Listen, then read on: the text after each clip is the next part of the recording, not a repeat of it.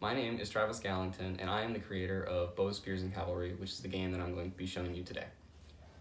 Um, this game originated from my sophomore year in high school, where we were given a project to create a game of probability.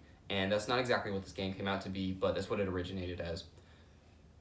Now, most of the people in my class created a game that was very, very simple. Like, they took a die or a spinner, and you spin the spinner, and if you get a 6, you win, or you get a 4, you die. It's very simple, and you just had to calculate the probability of that, and that was the project.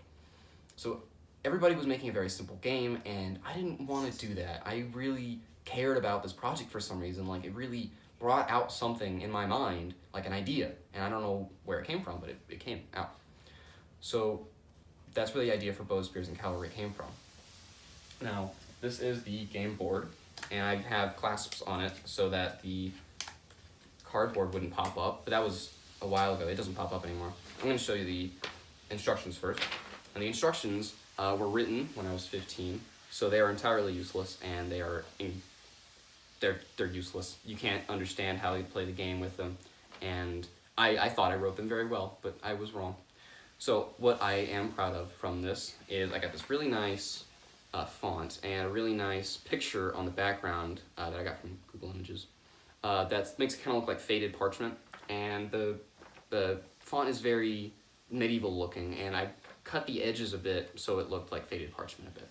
I kind of like that, but the instructions are useless. So unless like I'm there or one of the several people that have played this game are there, you can't play it. So then we have the board. Now the board was what took the longest because I use a D&D map editor to make the board, which I don't know why I did that. It was very complicated. So we're gonna look at the kingdom side first. Now the kingdom side is basically just a castle, just to represent where the units are coming from. They have a barracks and a trading area and a fountain and a bunch of stuff. Normal stuff you would find in a kingdom. A little castle. This is the barbarian camp. It's very sprawling and very chaotic, like a barbarian is. You have campfires and tents and hammocks and little sleeping bags. They're just staying there. That's where they have their little war camp.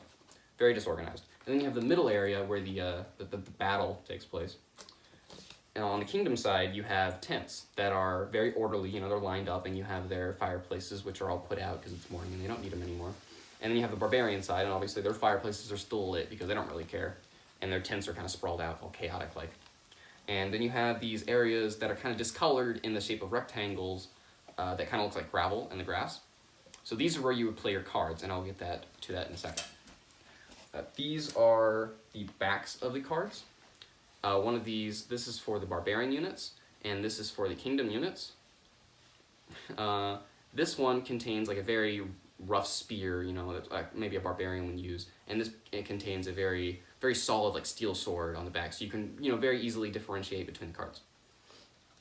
And next we have the units of the game, which obviously from the title is Bows, Spears, and Cavalry. You have the bowmen of the kingdom, you have the spearmen of the kingdom, and you have the cavalrymen for the kingdom. Now you have the exact same units for the barbarians, except they use the same different pictures.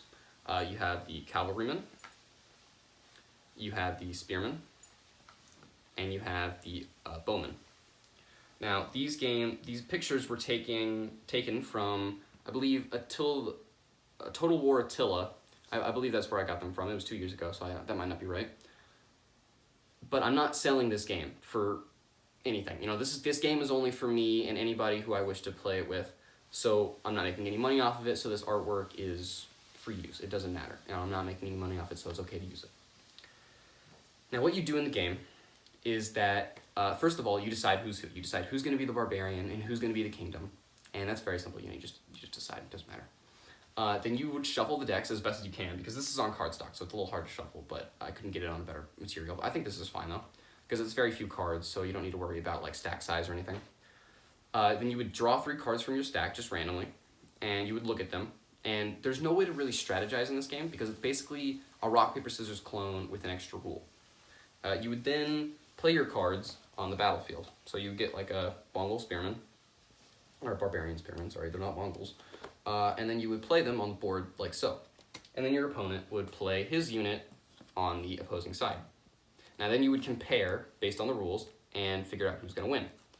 Now, the idea of who's going to win is very like rock, paper, scissors as in the title. Bows beat spears, spears beat cavalry, and cavalry beat bows, because a bow line would very easily just mow down cavalrymen. That's wrong, sorry.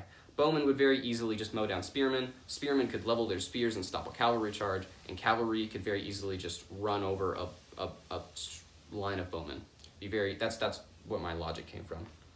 So, bows beat spears, spears beat cavalry, cavalry beat bows. Yes. So there's an exception that was basically like my own little throw-in to rock, paper, scissors that made this game unique. And I looked everywhere on the internet and I couldn't find anything copying this, so really glad I thought of it first. I thought that was cool. So let's say you take a barbarian spearman and a kingdom archer. Now, normally the archer would win this fight, but you may notice these numbers in the top right, top left and bottom right. So this means that since this is a 3 and this is a 1, this would normally win, but because this has a 3 and this is a 1, it wins by overwhelming numbers. This is the only way that a spearman could beat a bowman. So if you had a level 3 bowman and a level 1 cavalry, the bowman would win because of overwhelming numbers. That's my little play in the game, my little addition. So the game can end in ties, just like rock, paper, scissors. That happens very frequently. So if you win the first one, and then the other person wins the second one, and then there's a tie in the third one, like you have a level 3 cavalry and they have a level 3 cavalry, they're gonna tie, you know? Then you get a tie game and you just restart. And it's very easy to restart. It takes a couple seconds, you know, it doesn't take any time at all. So that's how the game is played. And that is bows, spears, and cavalry. It's a very simple game, but I'm very proud of it, and I spent I spent a fair amount of time on it, even though it was really not necessary to. I really enjoyed this game, and I felt that more people should know about it because I really enjoy this game, and I'm really happy I made it. I since then have created another game called Land of Opportunity, which involves American immigration. It was for another project at school, where it was. I'll get back to that. So I will create a video for that game for A Land of Opportunity as well, and I'm also currently making a game called Spicers, where you travel across the ocean and with a spice ship. And so I will make a video on that once I complete it, and thanks for watching.